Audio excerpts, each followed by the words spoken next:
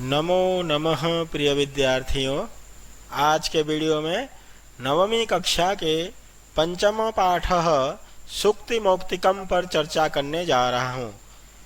आइए देखते हैं सुक्ति मौक्तिकम।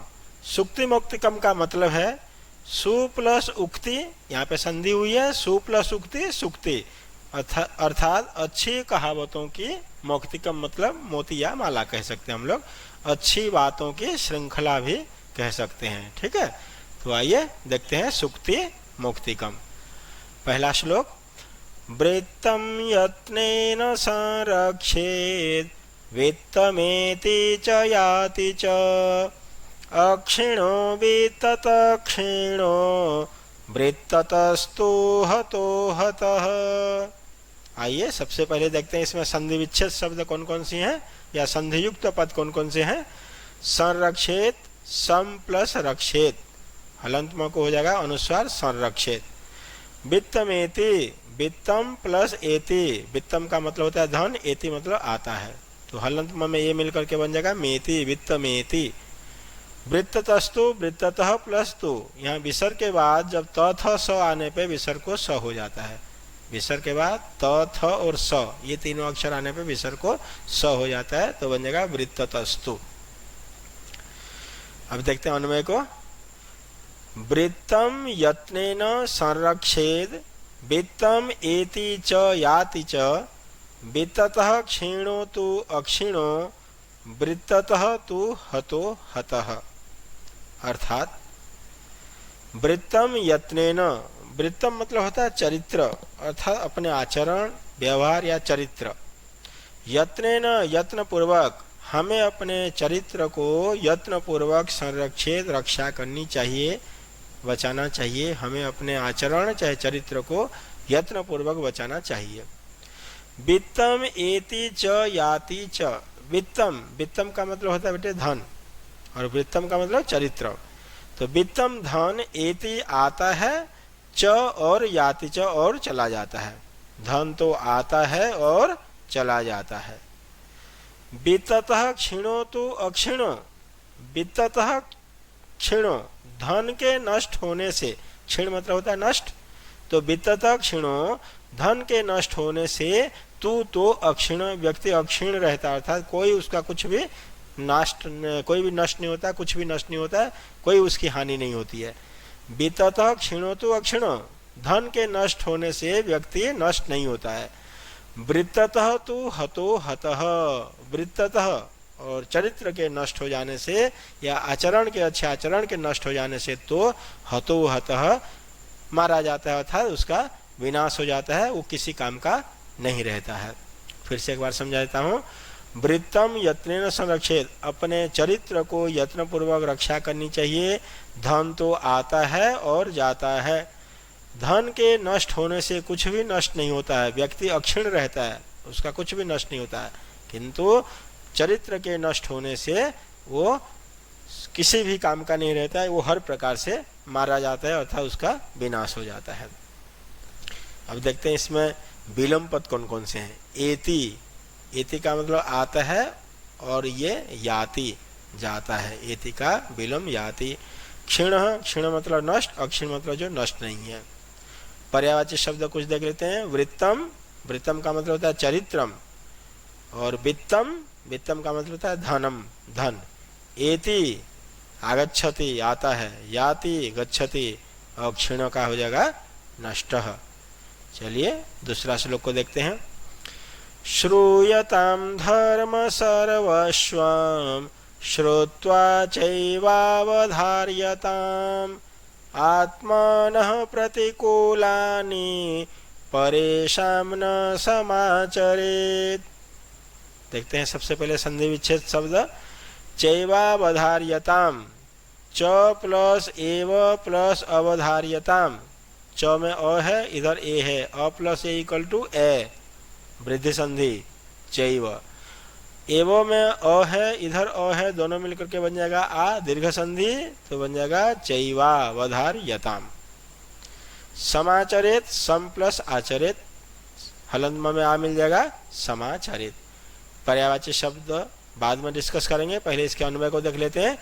धर्म सर्वस्वं श्रूयताम श्रुत्वा च एव अवधार्यताम आत्मनः प्रतिकूलानि परेषां न समाचरेत्। अर्थ देखते हैं। धर्म सर्वस्वम, धर्म के सारांश को या तत्व को या सभी धर्म के सारांश को श्रूयताम सुनिए, धर्म के तत्व को जानिए या सुनिए। श्रुत्वा च श्रुत्वा और सुनकर, एव ही सुनकर ही, अवधार्यताम उसको धारण कीजिए, उसे अपने जीवन में उतारिए, ढालिए। धर्म के तत्व को या सारांश को या समरी को सुनिए और सुनकर उसे जीवन में ढालिए या जीवन में धारण करिए, जीवन में उतार लीजिए।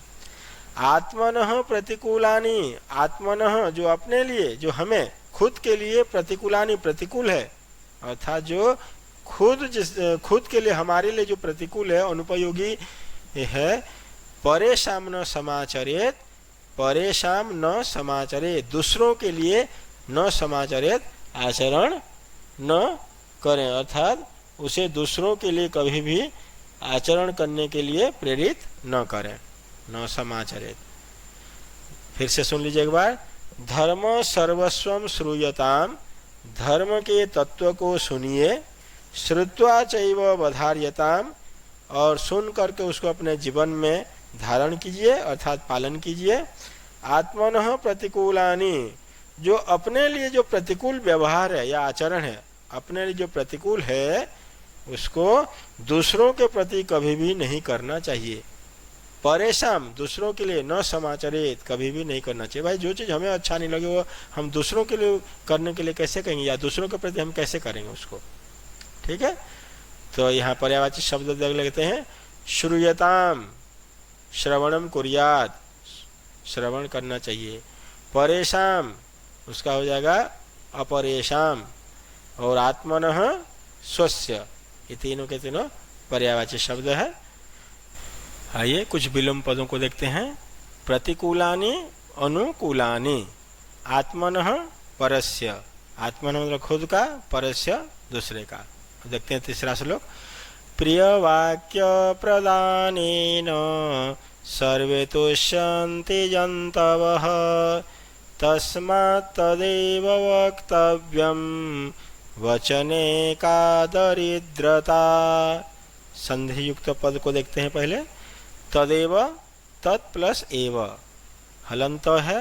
हलंत के बाद इधर जब कोई भी स्वर किसी भी वर्ग का तीसरा चौथा पांचवा या फिर यरलवः, इतने सारे अक्षर आने पे तो अपने ही वर्ग के तीसरे में बदल जाता है, अर्थात हर प्रथम वर्ग अपने वर्ग के तीसरे में बदल जाता है, तो इसको कहते हैं जस्त्व संधि। तस्मात् तदेव, तस्मात् प्लस तदेव, हालांकि इसको भी संधि विच्छेद कर सकते हैं, तत् प्लस एव। अब देखते हैं अन्वय को। सर्वे जंतवः प्रिय वाक्य प्रदानेन तुष्यन्ति।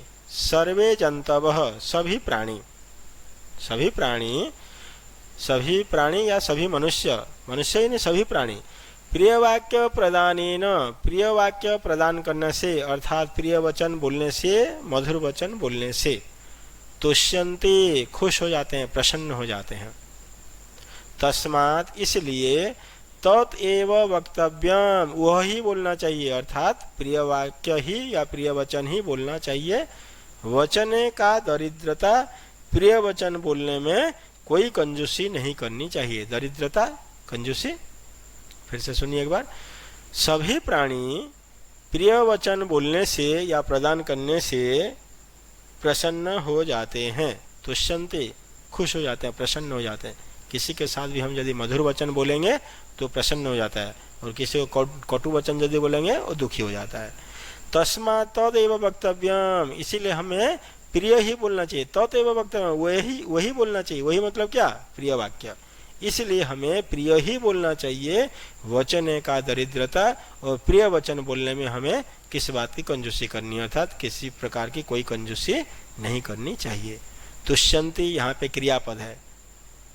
कौन तुष्यन्ति, कौन खुश हो जाते हैं, जंतवः, तो जंतवः कर्तृपद है, कर्तापद यही है, और तुष्यन्ति क्रियापद है। आइए कुछ विलोम शब्द और पर्यायवाची शब्दों को देखते हैं। विलोम पदानि प्रियम, प्रियम का मतलब अप्रियम, कटुकम भी कहेंगे अप्रियम को। तुष्यन्ति खुश हो जाते हैं, क्रंदन्ति दुखी हो जाते हैं या रोने लग जाते हैं। पर्यायवाची शब्द प्रियम, प्रियम का हो जाएगा मधुरम, वक्तव्यम कथनीयम, तुष्यन्ति प्रसन्न हो जाते हैं तो प्रसन्नाः भवन्ति। तो प्यारे बच्चों, यदि मेरा ये वीडियो आप सबको पसंद आया, इसे लाइक कीजिए, शेयर कीजिए और मेरे चैनल को सब्सक्राइब जरूर कीजिए, जिससे कि आगे जो भी वीडियो मैं बनाऊं आप सबको समय पर मिल जाए। थैंक यू, धन्यवाद। जयतु संस्कृतम, जयतु भारतम, नमो नमः।